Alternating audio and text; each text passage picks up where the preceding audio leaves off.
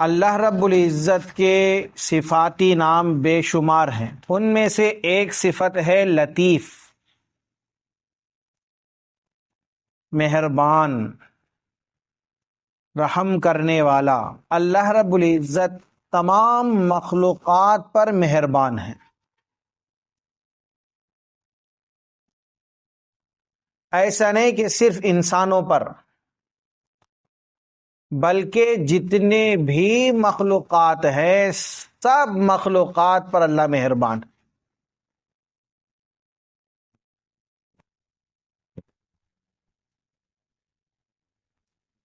اللہ رب العزت قرآن مجید میں ارشاد فرماتے ہیں، اللہ لطیف بعبادہ، اللہ تعالی اپنے بندوں پر مہربان ہے۔ یرزق من یشاء، جسے چاہتا ہے رزق دیتا ہے۔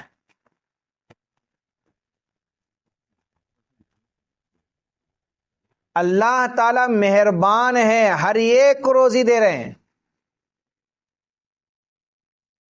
جتنے مخلوقات ہیں سب کو روزی دے رہے ہیں اللہ۔ بڑی سی بڑی مخلوق سے لے کر چھوٹی سی چھوٹی مخلوق تک ہر ایک اللہ کے روزی کو استعمال کر رہے ہیں۔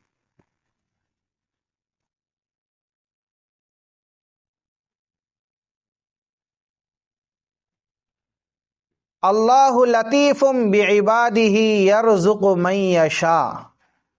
علامہ قرطبی رحمۃ اللہ علیہ لطیف کی تشریح میں مختلف معنی بیان فرمائے۔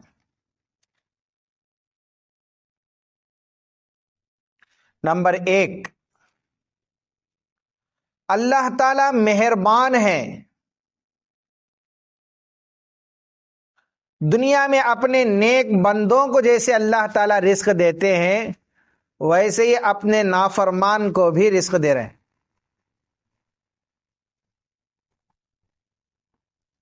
مثال کے طور پر حضرت ابراہیم علیہ السلام کو اللہ تعالیٰ جس طرح رزق دے رہے تھے اسی طرح نمرود کو بھی اللہ تعالیٰ رزق دے رہے تھے۔ حضرت موسیٰ علیہ السلام کو جس طرح رزق دے رہے تھے اسی طرح فرعون کو بھی اللہ رب العزت رزق دے رہے تھے۔ لیکن اللہ تعالیٰ رزق ہر ایک کو دیتے ہیں، لیکن فرق صرف اتنا ہے کہ اپنے فرما برداروں کو اللہ تعالیٰ خوشی سے رزق دیتے ہیں، نافرمانوں کو اللہ تعالیٰ ناراضگی سے رزق دیتے ہیں۔ تو اللہ رب العزت مہربان ہے، تبھی تو ہر ایک کو رزق دے رہے ہیں، فرما بردار کو بھی دے رہے ہیں، نافرمان کو بھی دے رہے ہیں۔ کوئی مخلوق اللہ کی روزی سے محروم نہیں رہتی ہے۔ امام قرطبی رحمۃ اللہ علیہ لطیفن کی پہلی تشریح یہ کی ہے کہ اللہ تعالی مہربان ہے، اسی لیے ہر ایک کو رزق دے رہے ہیں۔ دوسری تشریح،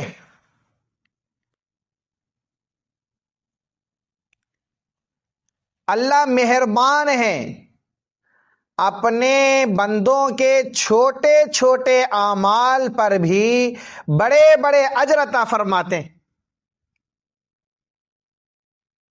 مثال کے طور پر بدنی عبادت ہے، ایک نیکی کو اللہ رب العزت 10 گنا زیادہ بڑھا کر دیتے ہیں۔ مالی عبادت ہے، ایک نیکی کے بدلے 700 گنا زیادہ دیتے ہیں۔ بعض اعمال ایسے ہیں اللہ رب العزت بے حساب ثواب عطا فرماتے ہیں۔ مثال کے طور پر روزہ رکھا ہے، اللہ کے نبی صلی اللہ علیہ وسلم فرماتے ہیں، حدیث قدسی الصوم لی وانا اجزی بہ، اللہ فرماتے ہیں کہ روزہ میرے لیے، میں خود اس کا بدلہ دوں گا۔ اور کتنا اجر دیں گے، کتنا دیں گے، یہ کوئی نہیں جان سکتا سوائے اللہ کے، اللہ ہی جانتے ہیں کتنا اجر دینے والے۔ تو بعض اعمال ایسے ہیں جن کا اجر اللہ رب العزت بے حساب عطا فرمائیں گے، اللہ مہربان ہیں تبھی تو تھوڑے عمل کا اجر زیادہ دے رہے ہیں۔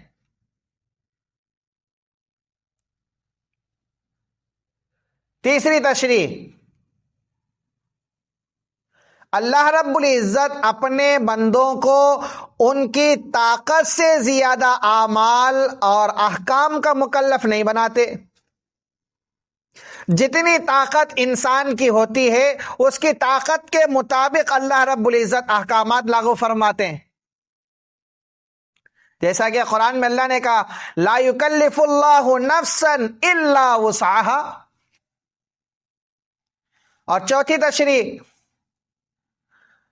سوال کرنے والوں کو اللہ رب العزت محروم نہیں فرماتے ہیں۔ جو بھی اللہ کے سامنے مانگتا ہے اللہ رب العزت ضرور اس کو کچھ نہ کچھ عطا فرماتے ہیں۔ ہر ایک کی مانگ کو اللہ قبول فرماتے ہیں۔ اللہ کے رسول صلی اللہ علیہ وسلم نے ارشاد فرمایا، جس کا حاصل یہ ہے جب کوئی بندہ اللہ کے سامنے ہاتھ پھیلا کر مانگتا ہے تو اللہ رب العزت تین چیزوں میں سے ایک چیز ضرور اس کو عطا فرمائیں گے۔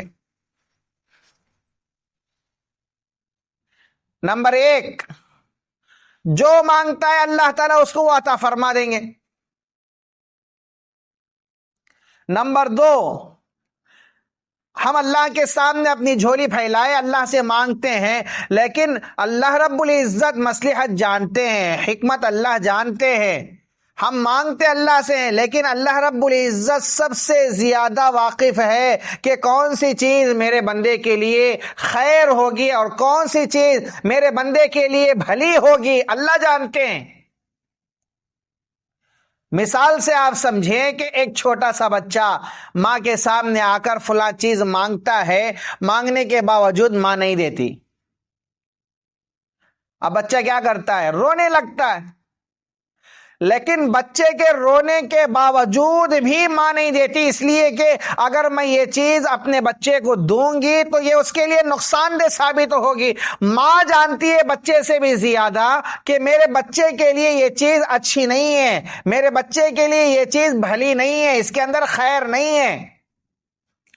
تو ہم اللہ کے سامنے مانگتے ہیں، ہم اللہ کے سامنے گڑ گڑا بھی رہے ہوتے ہیں، اللہ کے سامنے ہم رو رہے ہوتے ہیں، اللہ کے سامنے ہم گڑ گڑا رہے ہوتے ہیں، لیکن اللہ رب العزت جانتے ہیں کہ ہمارے لیے کون سی چیز بھلی ہے۔ اگر اس کے اندر خیر نہیں ہے تو اللہ رب العزت ہماری دعا تو ضرور قبول فرمائیں گے، لیکن اس دعا کے بدلے اللہ رب العزت آنے والی مصیبت، بلا، پریشانی، جو تکلیف آنے والی ہے اس دعا کی برکت سے اللہ تعالیٰ اس کو ختم فرما دیں گے، اس کو ہٹا دیں گے، اس سے نجات عطا فرمائیں گے۔ اور تیسری چیز، اللہ تعالیٰ دنیا میں دعا ضرور قبول فرمائیں گے، لیکن قیامت کے دن اللہ تعالیٰ اس کا اجر عطا فرمائیں گے۔ نبی علیہ السلام نے فرمایا کہ ان تین چیزوں میں سے کوئی نہ کوئی ایک ضرور ملے گی۔ اللہ مہربان ہیں تبھی تو ہر ایک کی پکار کو سن رہے ہیں اور ہر ایک کی دعا کو قبول بھی کر رہے ہیں۔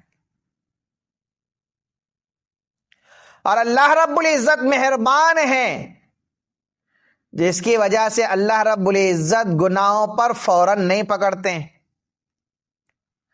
ڈھیل دیتے ہیں، موقع دیتے ہیں سنبھلنے کا، وقت دیتے ہیں سدھرنے کا۔ اب انسان کے لیے وقت ہے، گناہ سرزد ہو گیا ہے، اللہ رب العزت ڈھیل دے رہے، وقت دے رہے ہیں کہ تاکہ توبہ کر لے، نافرمانی سے باز آ جائے، اللہ کے سامنے معافی مانگ لے، اپنے گناہ پر نادم و شرمندہ ہو۔ اللہ رب العزت مہربان ہیں تبھی تو رب ذوالجلال گناہ ہوتے ہی فوری طور پر انسان کو نہیں پکڑتے، وقت دیتے ہیں، ڈھیل دیتے ہیں، سنبھلنے کا موقع دیتے ہیں۔ مثال سے آپ سمجھیے، فقیہ ابو اللیث سمرقندی رحمت اللہ علیہ بہت بڑے اللہ والے گزرے ہیں، ایک واقعہ نقل فرمایا۔ کسی بادشاہ کو ایک بزرگ سے عقیدت ہو گئی، جس کی وجہ سے اس نے بزرگ سے کہا حضرت آپ ہمارے یہاں تشریف لائیے، آپ کے ہم خدمت کرنا چاہتے ہیں، آپ ہمارے یہاں آ کر قیام کریں، کھانا تناول فرمائیں، ہمیں خوشی ہوگی، آپ ہمارے محل کے اندر رہیں۔ بزرگ نے ٹالنے کے ارادے سے فرمایا کہ بھائی پہلے مجھے آپ یہ بات بتا دیجئے، اگر آپ کے یہاں قیام کرنے کے دوران کسی وقت آپ اپنی خاص باندی سے مجھے قابل اعتراض حالت میں دیکھ لیں تو آپ کیا کریں گے؟ یعنی ایسی حالت میں آپ اپنی باندی کے ساتھ مجھے دیکھ لیں تو آپ کیا کریں گے؟ یہ بات سنتے ہی بادشاہ کے اندر جتنی عقیدت تھی بزرگ کے متعلق ساری کی ساری عقیدت ختم ہو گئی، اور بادشاہ غصے میں آگ بگولا ہو کر فوری طور پر لا حول ولا قوت الا باللہ پڑھا اور کہا کہ آپ کی اتنی گندی سوچ ہے اور آپ اتنی گھٹیا سوچ رکھتے ہیں، ہمیں آپ کی کوئی ضرورت نہیں ہے۔ تو اس وقت اس بزرگ نے فرمایا اصل میں خود مجھے تمہاری ضرورت نہیں، کیونکہ اس آقا کا در چھوڑ کر تمہارے در میں آنا ہرگز میں نہیں چاہتا ہے، جو مجھے گناہ کرتے ہوئے دیکھ کر بھی فوراً نہیں پکڑتا ہے بلکہ مہلت دیتا ہے، موقع دیتا ہے۔ ایسے اللہ کے در کو چھوڑ کر تم جیسے نادان کے در پر میں کیوں آ جاؤں، جو گناہ تو دور کی بات گناہ کے امکان پر بھی ناراض ہو جاتے۔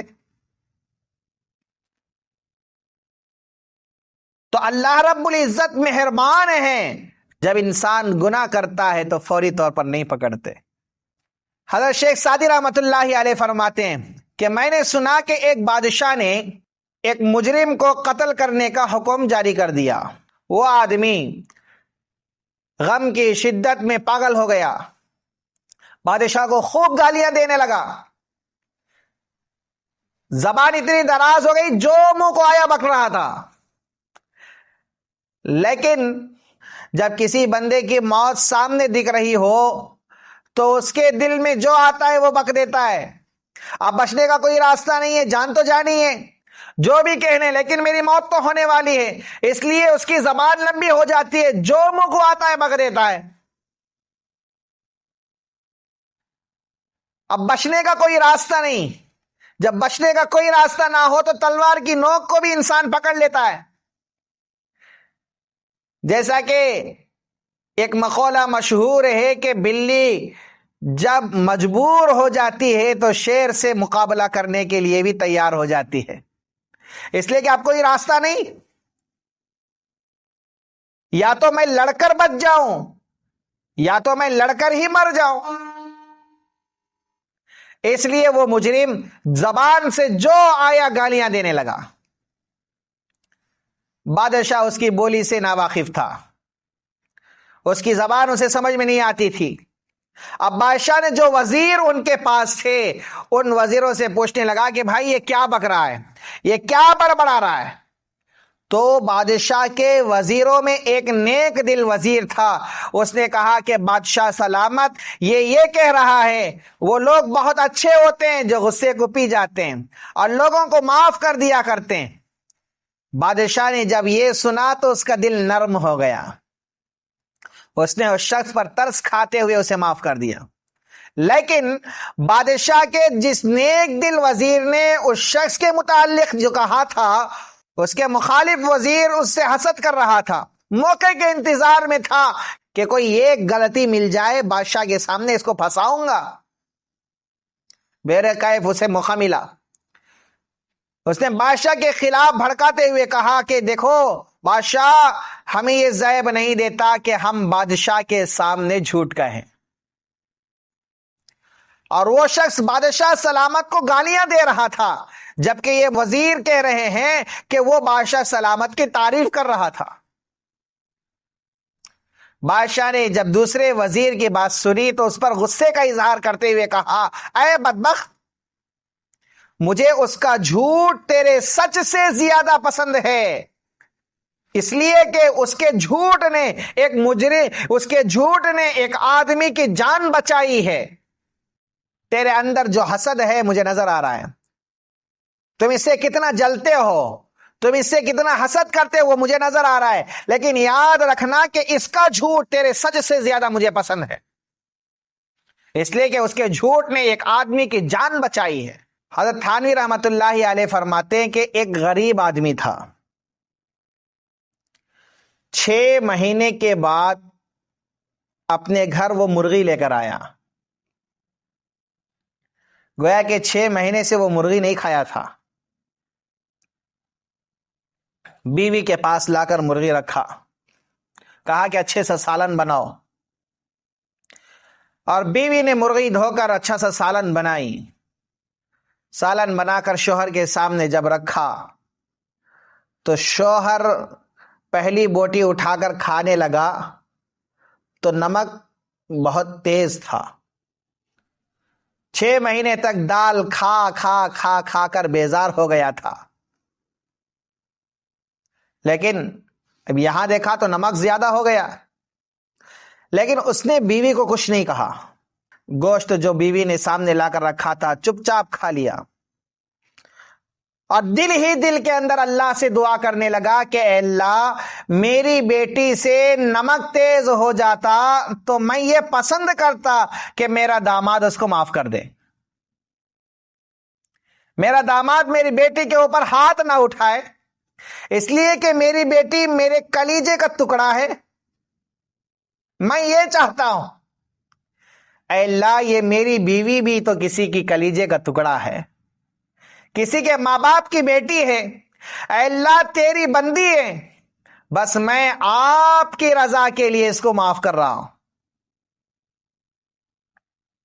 حضرت تھانوی رحمت اللہ علیہ فرماتے ہیں کہ جب اس کا انتقال ہو گیا تو اسے ایک بزرگ نے خواب میں دیکھا، پوچھا کہ بھائی تیرا کیا معاملہ ہوا؟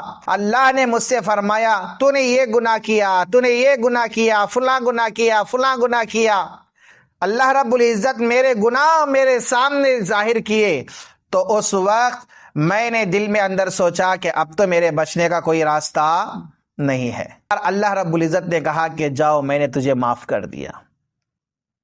میں نے پوچھا کہ اللہ کس عمل کی وجہ سے مجھے معاف کر دیا؟ تو رب ذوالجلال نے فرمایا کہ جس دن میری بندی سے نمک زیادہ ہو گیا تھا تم نے اس کی غلطی کو معاف کر دیا تھا، اس کے بدلے میں آج میں تمہیں معاف کر رہا ہوں۔